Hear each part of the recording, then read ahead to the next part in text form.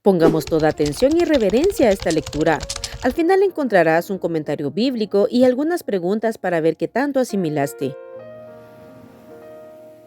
Santiago 4. La amistad con el mundo.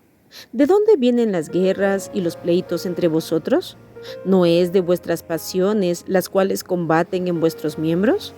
Codiciáis y no tenéis, matáis y ardéis de envidia y no podéis alcanzar. Combatís y lucháis, pero no tenéis lo que deseáis porque no pedís. Pedís y no recibís porque pedís mal para gastar en vuestros deleites. Oh almas adúlteras, ¿no sabéis que la amistad del mundo es enemistad contra Dios? Cualquiera pues que quiera ser amigo del mundo se constituye enemigo de Dios.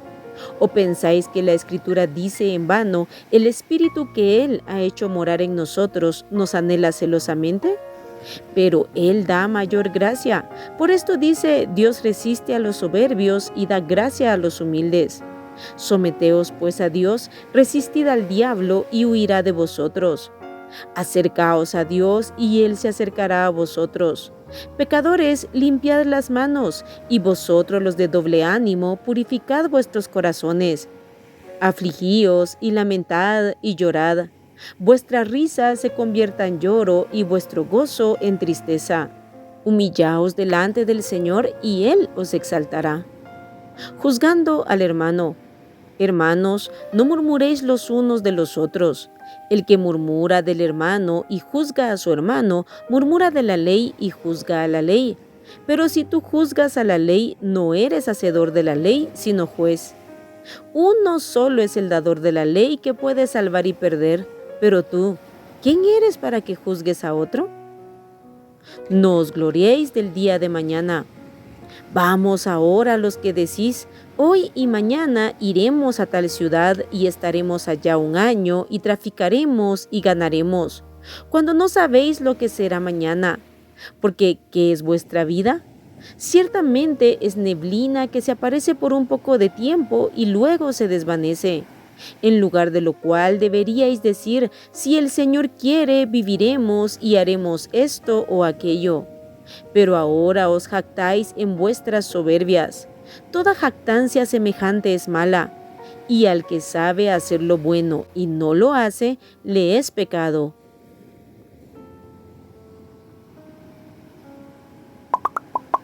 Los primeros versículos de este capítulo pareciera que fueran dedicados a personas fuera de la iglesia. Sin embargo, tristemente son cosas que se dan en las congregaciones. Primero, porque como sabemos hay cizaña entre el trigo, y segundo, porque se vive muchas veces bajo el gobierno de la carne y no bajo el gobierno del Espíritu.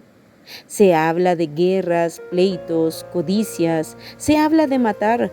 Muy probablemente se utiliza esta frase en sentido figurado por insultos con odio, como podemos ver en Mateo 5, 21 y 22. Se habla de arder en envidia, de combatir y luchar.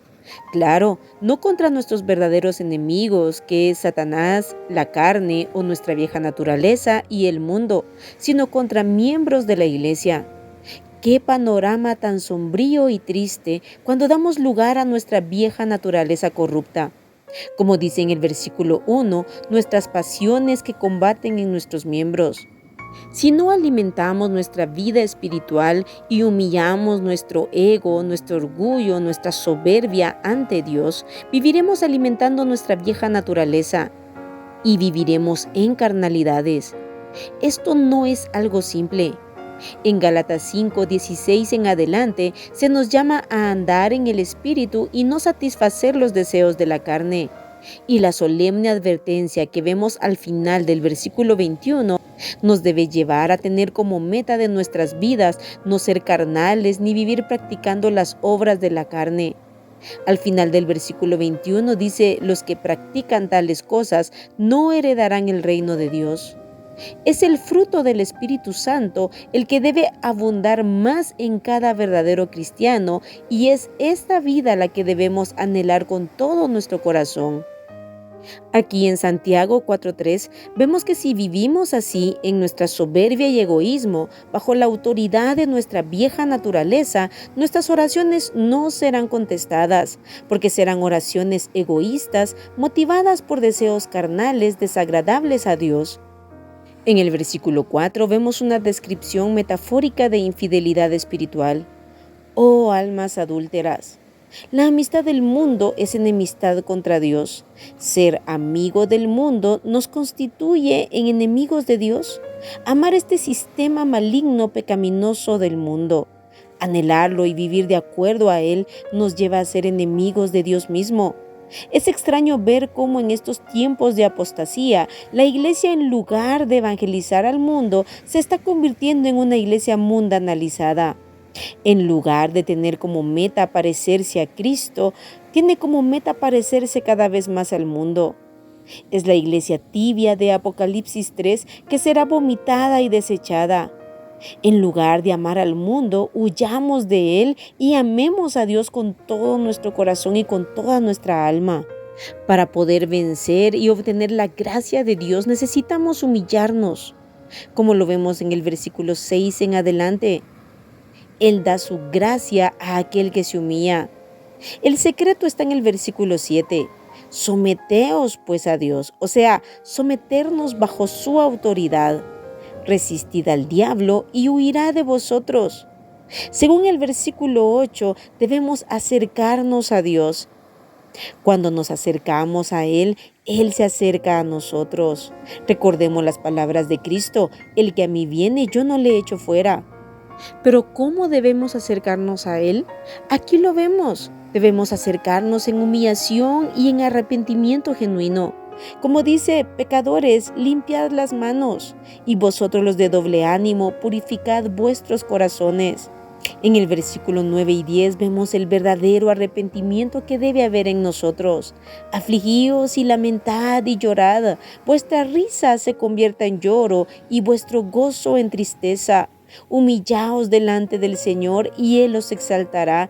Es esto lo que la iglesia de la actualidad necesitamos. La humillación es la única esperanza para nuestras vidas, humillarnos delante de Dios.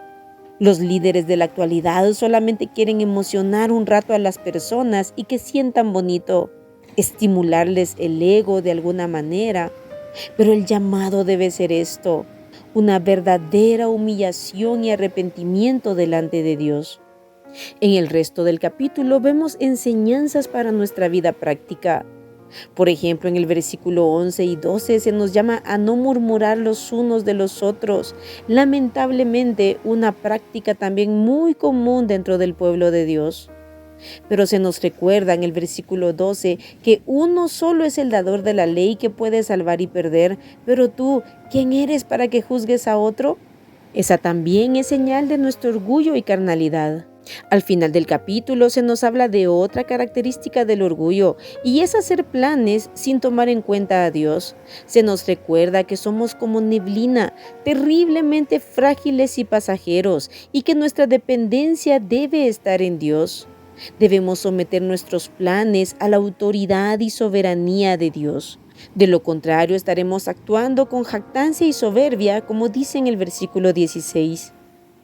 En el último versículo podemos ver lo que se conoce como el pecado por omisión. Es el resultado de no hacer algo que ya sabemos que debemos hacer según la palabra de Dios. Dice: y al que sabe hacer lo bueno y no lo hace, le es pecado. Porque claro, se está actuando con rebeldía. En cambio, el pecado de comisión es hacer aquello que Dios ha dicho que no hagamos en su palabra, que también es rebeldía. Ahora, si pusiste atención, responde a las siguientes preguntas. Número 1. ¿De dónde vienen las guerras y pleitos entre el pueblo de Dios? Número 2. ¿Responde Dios las oraciones motivadas por nuestra vieja naturaleza? Número 3. ¿Cómo se les llama a las almas infieles que aman el sistema mundanal?